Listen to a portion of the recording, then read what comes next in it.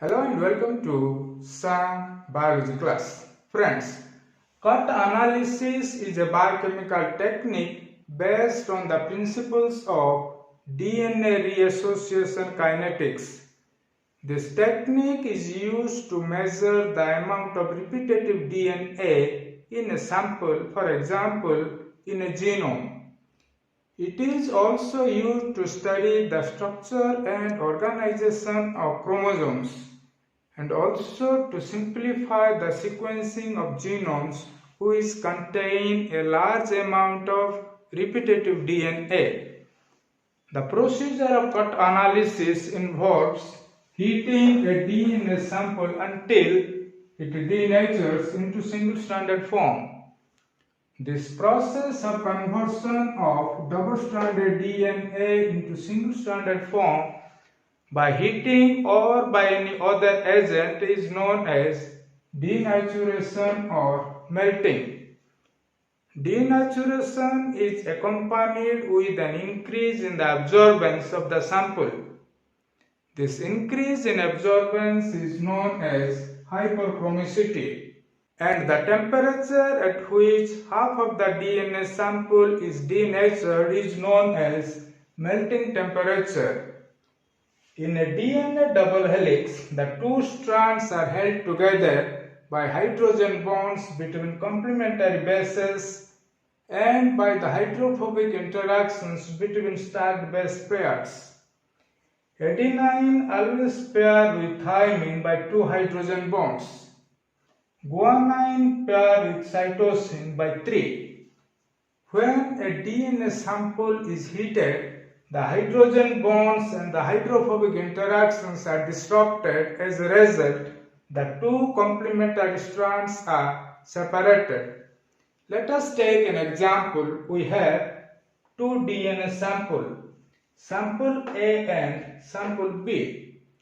Sample A has more number of AT base pairs than GC pairs.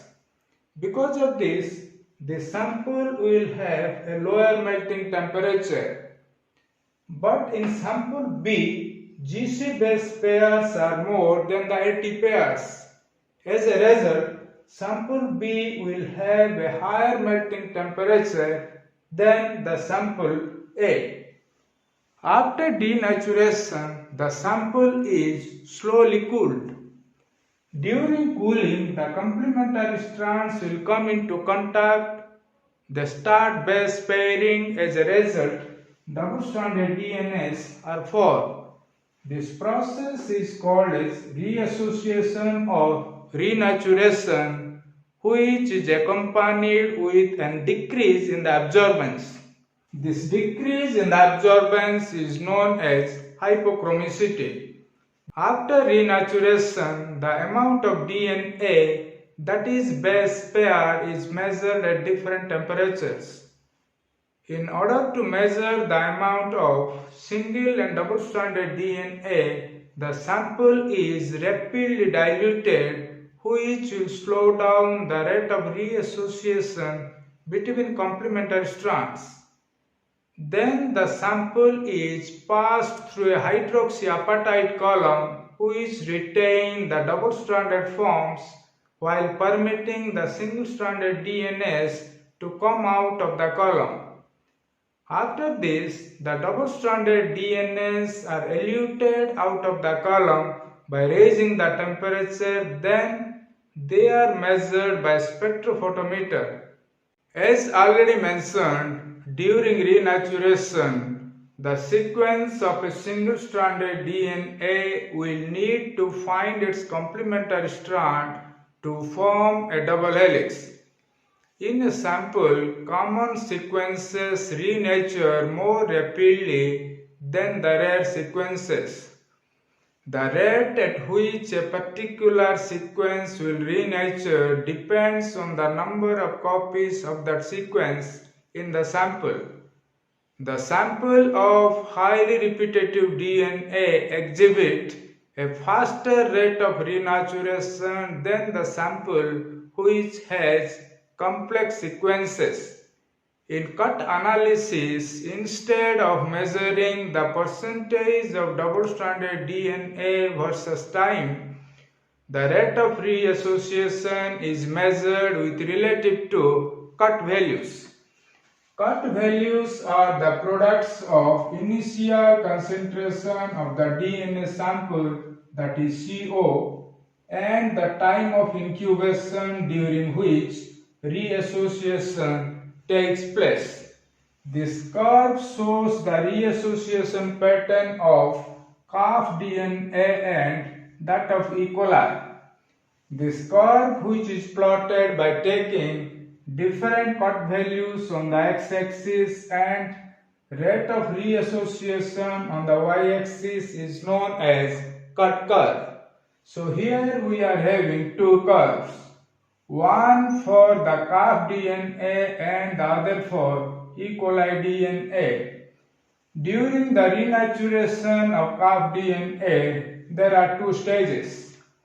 The first stage represents the reassociation of repetitive DNA, which is faster, and the second stage represents the renaturation of sequences which are present in single copy.